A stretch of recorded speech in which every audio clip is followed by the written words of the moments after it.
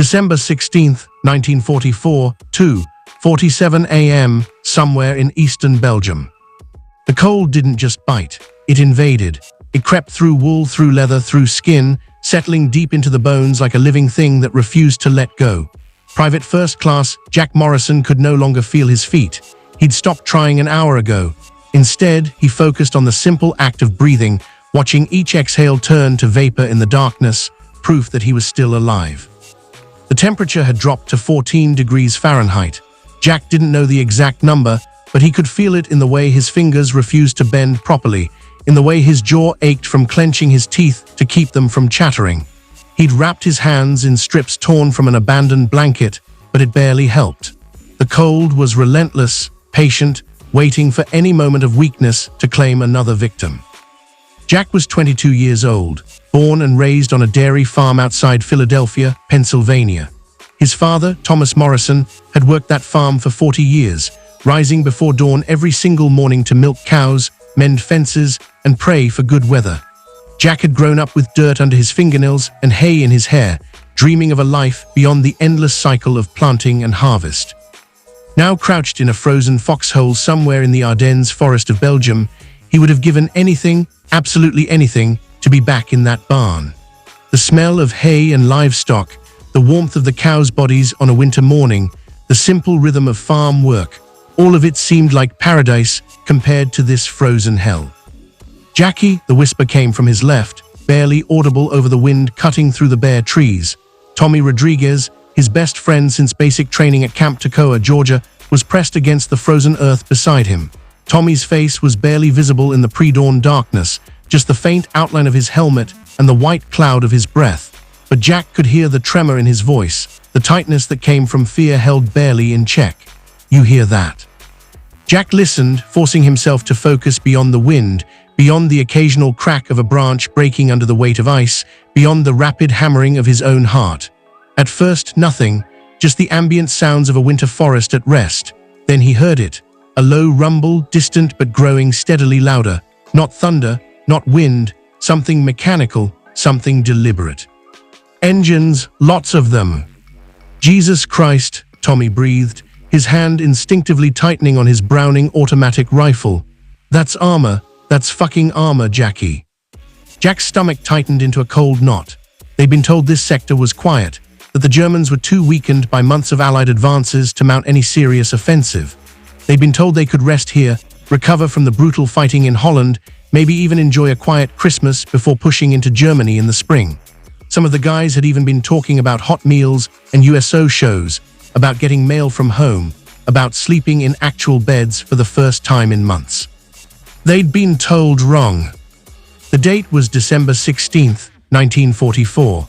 The time was 2:47 in the morning, and at that exact moment, Adolf Hitler was launching the largest German offensive on the Western Front since the invasion of France in 1940. Over 200,000 German troops, supported by hundreds of tanks and thousands of artillery pieces, were pouring through the Ardennes forest in a desperate gamble to split the Allied forces in half and capture the vital port of Antwerp, Belgium. The operation was called Wacht am Rhein, Watch on the Rhine, designed to deceive Allied intelligence into thinking it was a defensive operation. But there was nothing defensive about what was coming. This was Hitler's last roll of the dice, a massive counteroffensive that committed Germany's final reserves of men and materiel in one desperate attempt to turn the tide of the war. The American soldiers defending this sector, including Jack Morrison and Tommy Rodriguez of Easy Company, 506th Parachute Infantry Regiment, 101st Airborne Division, had no idea they were standing directly in the path of this avalanche. They had no idea that the comfortable assumptions about German weakness were catastrophically wrong. They had no idea they were about to become part of one of the most legendary battles in American military history. They only knew that something was very, very wrong. And they only had minutes to prepare for what was coming. Background and character: Jack Morrison. Jack Morrison was born on April 12, 1922, in Levittown, Pennsylvania, a small farming community where everyone knew everyone else's business and a man's word was his bond. He was the second of 4 children, sandwiched between his older brother William and younger twin sisters, Sarah and Ruth.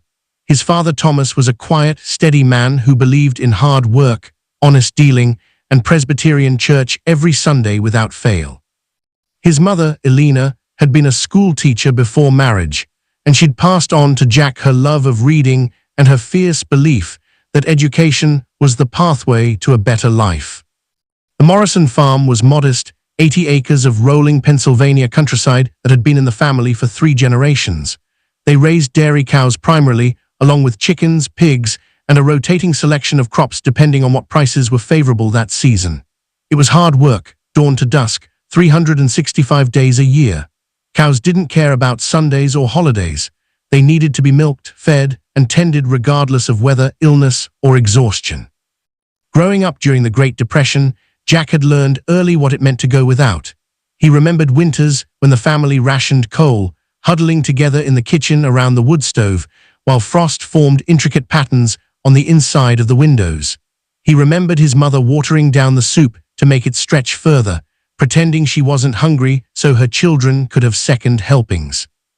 He remembered his father coming in from 16-hour days in the fields, face lined with exhaustion, sitting down to a dinner of bread and thin stew without complaint.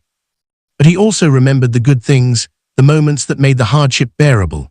He remembered his father's hands, calloused and strong, teaching him how to properly milk a cow, how to mend a fence that would hold through winter storms, how to read the sky for weather. He remembered his mother reading to them by candlelight when they couldn't afford lamp oil, her voice bringing to life Shakespeare and Dickens and Mark Twain, transporting them to worlds far beyond their small farm. He remembered community barn raisings, where neighbors came together to help rebuild after a fire or storm, everyone contributing what they could, working from sunrise to sunset, and sharing a potluck dinner afterward. He remembered church socials, where the women brought their best dishes and the men told stories, where children ran wild in the churchyard and everyone laughed despite their troubles. He remembered neighbors helping neighbors because that's what you did, because next month or next year you might be the one who needed help. Those memories had shaped him into the kind of young man who didn't complain, who did what needed doing without being asked, who looked after the people around him because that's what his parents had taught him by example. When Pearl Harbor was bombed on December 7, 1941, Jack had been 19 years old, helping his father repair the barn roof. They'd heard about it on the radio that evening. The whole family gathered around the old Philco in shocked silence as the announcer described the attack. The next morning, his older brother William had announced he was enlisting in the Navy. Jack had wanted to go with him, but his father had asked him to wait, to help with the farm through the spring planting. Jack had agreed, though it had eaten at him every day, the feeling that he should be doing something, contributing to the war effort somehow. He'd finally enlisted in the Army in October 1942, 11 months after Pearl Harbor. By then, William was already serving on a destroyer in the Pacific. Jack's younger sisters were old enough to help more around the farm, and Jack couldn't wait any longer. His country was at war, and he needed to be part of it. He hadn't done it out of some burning patriotism or hunger for glory. He wasn't one of those guys who talked about killing Germans or winning medals. He'd done it because it was his turn, because his country needed him, because it was, simply, the right thing to do. His father had taught him that a man takes care of his responsibilities, and defending his country was the most fundamental responsibility there was. He'd said goodbye to his family on a cold morning in November 1942, standing in the kitchen that had been the center of his world for 20 years. His mother had cried quietly, trying to hide it, dabbing at her eyes with her apron. His father had shaken his hand firmly, the same way he shook hands with other men at church, and said only, "Make us proud, son, do your duty and come home safe." His younger sister Sarah, just 16, had hugged him so tightly he thought his ribs might crack, whispering fiercely in his ear, "Promise you'll come home, Jackie. Promise me you'll come home." He'd promised her. He'd meant it with every fiber of his being. But now, 2 years and 2 months later, crouched in a frozen hole in Belgium listening to German tanks approaching through the darkness, that promise felt like it might be impossible to keep. The training that made them. Jack had reported to Camp Toccoa, Georgia, in January 1943, one of thousands of young men who'd volunteered for the newly formed parachute infantry units. The army was looking for elite soldiers, men who were tougher, braver, and more capable than regular infantry. The training was designed to be brutal, to weed out anyone who couldn't handle the physical and mental demands of jumping out of airplanes into combat. That's where he'd met Tommy Rodriguez on the first day of training. Tommy was a wiry kid from Los Angeles, California, with quick hands, a quicker smile, and a mouth that got him in trouble more often than not. He was the son of Mexican immigrants, his father a mechanic who'd worked himself to death in an auto shop when Tommy was just 14. Tommy had helped support his mother and 3 younger siblings by working odd jobs, washing dishes, delivering newspapers, anything that paid. The experience had given him a street-smart toughness that complemented Jack's farm-bred steadiness perfectly. They'd bonded immediately during the hell of paratrooper training. It started simply enough. During the first week's PT, when men were dropping out left and right, unable to handle the pace, Jack had noticed Tommy struggling during a run. Not quitting, not complaining, but clearly hurting. Without thinking about it, Jack had fallen back beside him, matching his pace, talking to him, keeping him moving. They'd finished together, both of them nearly collapsing at the end, but both of them finishing. The next day, during weapons training, Tommy had helped Jack when he was struggling to field strip his rifle fast enough. Tommy's mechanical aptitude, learned from his father, made the task easy for him. He'd shown Jack the trick of it, the rhythm and sequence that made it automatic. By the end of the week, Jack could do it blindfolded. That was how their friendship was built, not in grand gestures, but in small acts of mutual support. They pushed each other, covered for each other, refused to let each other quit. When the drill instructors screamed in their faces, they stood together. When they had to run up and down Currahee Mountain until they vomited, they ran together. When they practiced parachute landings until every muscle screamed, they encouraged each other. The training was designed to break men, and it did. Out of the hundreds who started, less than half made it through. But Jack and Tommy were among those who earned their jump wings and silver paratrooper boots. By the time they shipped out to England in September 1943, they were brothers in every way that mattered except blood. They jumped into Normandy together on D-Day, June 6, 1944, part of the largest airborne assault in history. Jack could still remember every second of that night. The drone of the C-47 engines, the smell of vomit and fear inside the crowded plane, the red light turning to green, the jumpmaster screaming, "Go, go, go." And then the terrifying moment of stepping out into darkness, while German anti-aircraft fire lit up the sky like the 4th of July. He'd landed hard in a flooded field, nearly drowning in 3 feet of water while weighed down with nearly 100 pounds of equipment. He'd spent hours wandering through the Norman hedgerows in the darkness, using the cricket clickers they'd been issued to identify other American paratroopers, collecting stragglers and trying to find their unit. By dawn, he and Tommy had linked up with a dozen other scattered paratroopers, none of them from their original stick. They'd spent the next 36 hours fighting their way inland, engaging German patrols, securing crossroads, and generally creating the chaos and confusion that the airborne assault was designed to produce. They'd fought their way through the brutal hedgerow country, where every field was a fortress and every lane a potential death trap. They'd participated in the desperate battles at Cayenton and Saint-Cum-du-Mont, where the 101st Airborne had earned its reputation for toughness. They'd watched good men die, friends they'd trained with, laughed with, shared their fears and hopes with. They'd killed German soldiers who were probably as young and scared as they were, who probably had families waiting for them back home, who probably wanted nothing more than for this war to be over. After Normandy, they'd returned to England for rest and refitting. Then in September came Operation Market Garden, the ambitious plan to capture a series of bridges in Holland and end the war by Christmas. It had been a disaster. The 101st had succeeded in capturing their objectives, but British forces farther north had been trapped and destroyed at Arnhem. Thousands had died for nothing. By the time they'd been pulled off the line in late November, Easy Company had been reduced to about half its original strength. The survivors were exhausted, physically and mentally. They'd been promised rest, real rest, in a quiet sector where they could recover and prepare for the final push into Germany. Camp Mermelin in France had seemed like paradise after months of combat. Hot showers, actual beds, regular meals, and best of all, no one shooting at them. For 2 weeks, they'd done nothing but rest, clean their equipment, write letters home, and try to forget what they'd seen and done. Then on December 16th, everything had changed. They'd been roused in the middle of the night, told to pack their gear and load it onto trucks. The information was sketchy, but the essence was clear. The Germans had launched a major offensive in Belgium. American forces were retreating. The 101st Airborne was being sent to stop them. They'd arrived in the Ardennes forest in the early morning hours of December 16th, immediately establishing defensive positions in the thick woods east of Bastogne. The situation was confused.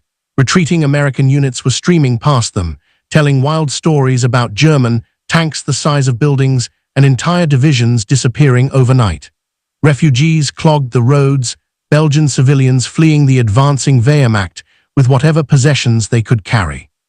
And through it all came the constant rumble of artillery and the growing sound of tank engines approaching through the pre-dawn darkness. 3:15 a.m., the artillery begins. The German artillery barrage began without warning at exactly 3:15 a.m.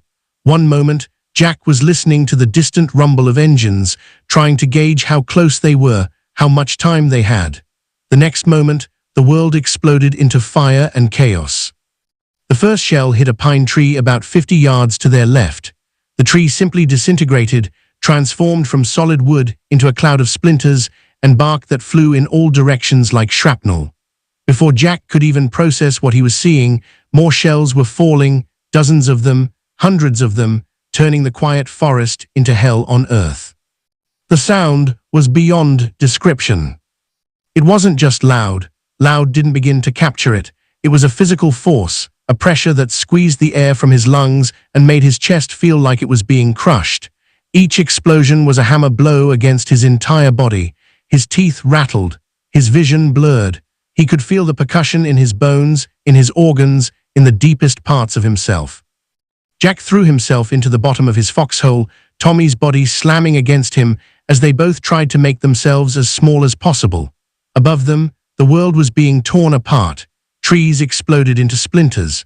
The frozen ground erupted in geysers of dirt and snow and ice.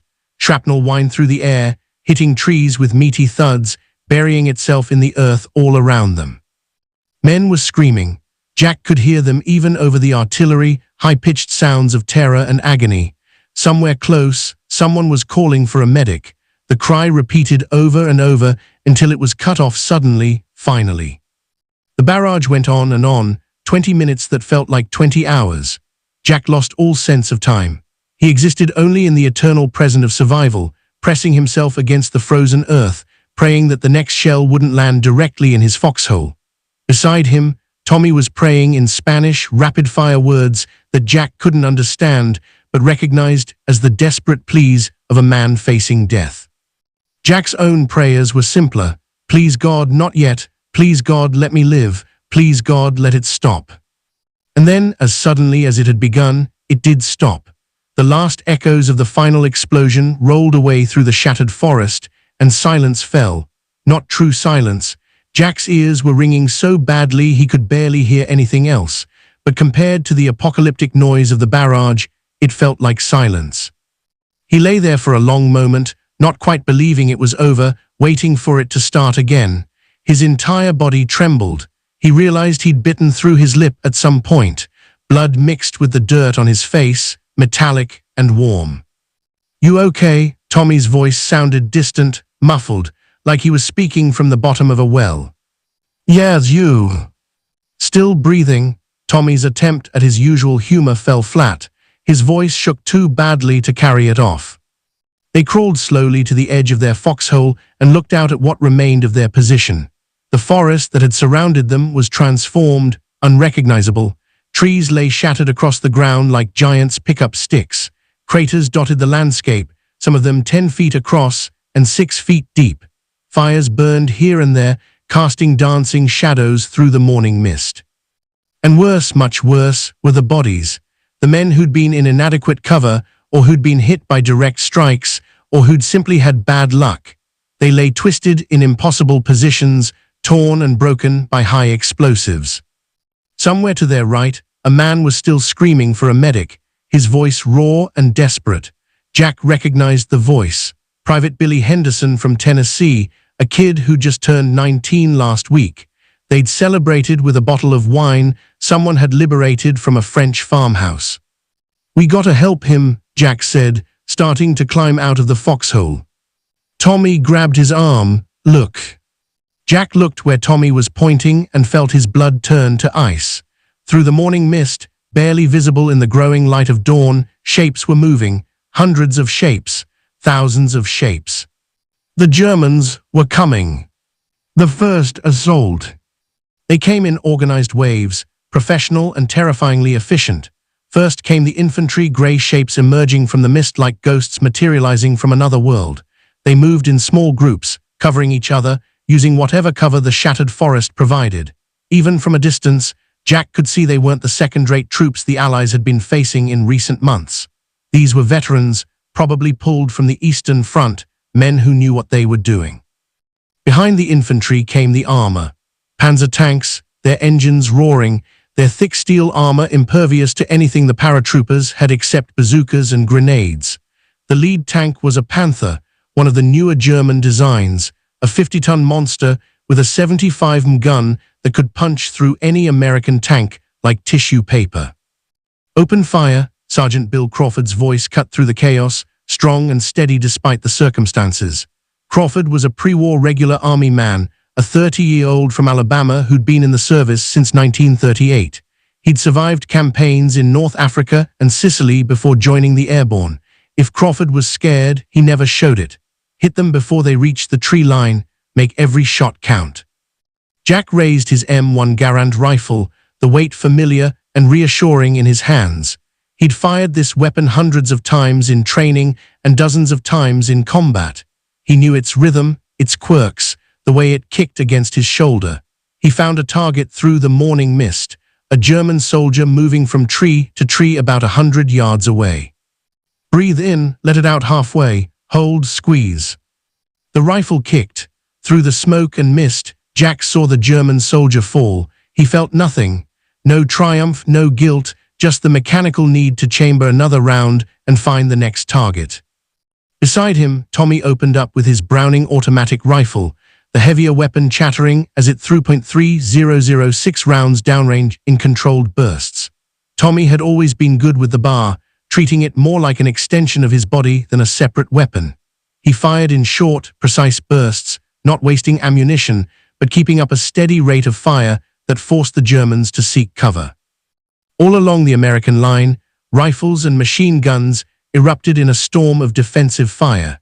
The distinctive crack of M1 Garands mixed with the deeper chatter of bars and the sustained roar of .30 caliber machine guns. Mortar teams dropped rounds on German positions, the explosions walking across the enemy line. For a few minutes, it seemed like they might hold. The German advance slowed, then stopped as soldiers went to ground under the American fire. Bodies lay scattered across the snow-covered ground. A Panzer tank took a bazooka round to the track and ground to a halt, its crew bailing out before it could be hit again. But there were simply too many Germans. For every soldier that fell, 2 more appeared. For every tank that was disabled, 3 more rolled forward. The Americans were outnumbered, outgunned, and fighting with their backs already against the wall.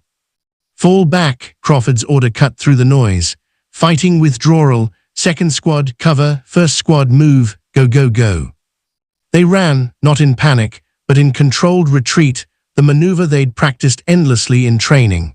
Half the squad would fall back 50 yards, while the other half provided covering fire, then they'd switch.